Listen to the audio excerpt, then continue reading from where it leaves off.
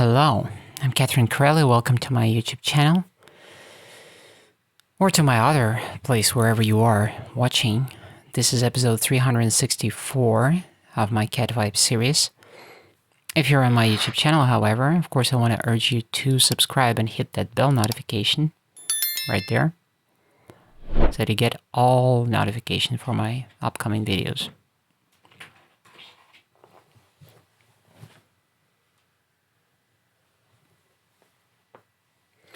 I was wondering what was that noise. It turns out that my Tigric, Dean, was trying to scratch at the door.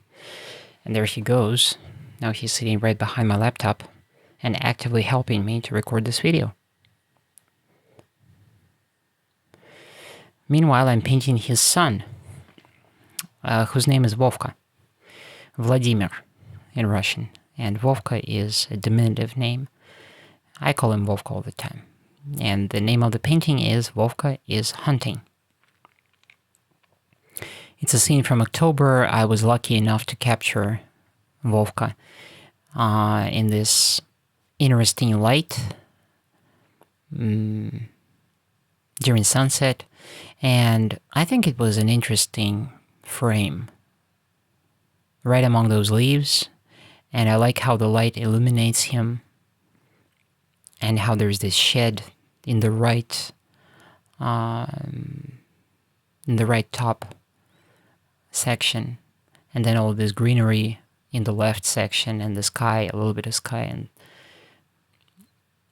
we got out of focus here, unfortunately, but it will come back eventually. So it was challenging in its own way, this little painting, but I loved it. One thing that I like about these small panels is that it allows me, here we're back again, it allows me to move faster and looser, and it allows me to explore more of an abstract feel, more abstraction, and less detail. When I'm painting these paintings, I'm thinking of them rather like they're thumbnails. I squint my eyes, I step back, and I can see the whole painting, like a thumbnail. You can say it's more convenient to paint smaller paintings like this, but then I transpose this same experience and this same feeling, I transpose it onto larger paintings, and I'm trying to retain that same fluency, that same flow onto my larger works. I think I'm getting a hang of it at this point. I just genuinely enjoy the process. I like it. There is some sort of joy in this interplay of colors and shapes, which I really love so much. It's just a lot of fun. Theoretically, I could have left it right here. I could have stopped, because that's already a lot, and all the basics are already there, but I want to expand on this, and I want to increase, I want to add more colors. I want to increase the range. I kind of see it like a musical piece, in a way. And the more color, the more shapes I add, the more of a sophisticated orchestration this is. The more of a sophisticated arrangement this is. So I find it very, very entertaining.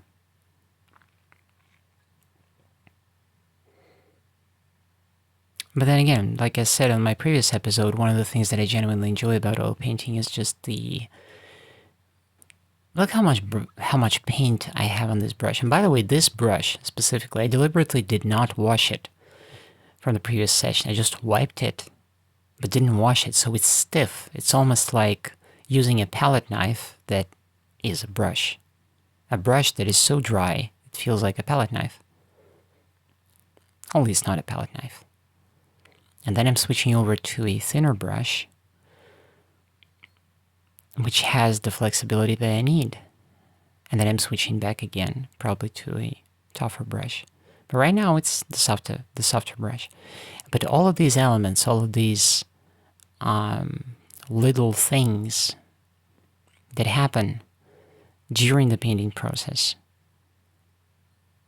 I just find them very enjoyable. I like it. And again, these experimental canvases, they're very capricious. They're extremely capricious.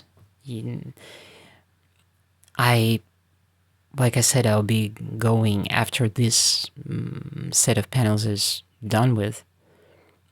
I'll be sticking only to my preferred traditional canvas. And I don't think I'm going to be experimenting with the quality of the canvas anymore. Screw that. That's not a good idea, really. I think it still turns out pretty damn well. Maybe I just got a hang of it after, I don't know, the 10th panel. I already started to feel like, okay, well, I know that it's going to absorb a ton of oil. I know that it's going to absorb a ton of paint. I know they're going to, use a dry brush sparingly, that I still will have to use some extra oil, and I have to account for, the quick absorbency rate, and I have to account for this and that and blah, blah, blah. I almost got used to it, but in the back of my mind, I didn't want to get used to it because that's not how it's supposed to work. The canvas is not supposed, the support is not supposed to drain that much oil out of your paintbrush while you're laying down the stroke. It's not supposed to just disappear like that. I really wanted to put in those reds, those deeper reds, behind him. So I had to push further and further in this painting to kind of give myself an excuse to put those reds there, because, it worked without the reds anyways, but I just love this juxtaposition of, his fur and those darker reds and those greens in the trees, and the way they're illuminated by the setting sun. And that cool sky, and those distant buildings as well, and the distant hill between the trees.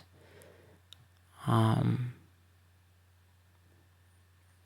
wanted to capture all of this, so I couldn't stop. I couldn't stop any earlier. I had to go on. It's more about color and shape, I think.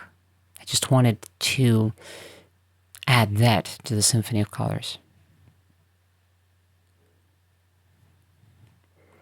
Not that much about the detail. Well, some brighter cadmium red, of course. Can't do without it. The whiskers. There we go. And there's Vovka hunting, and whatever he's hunting. And here's the finished painting.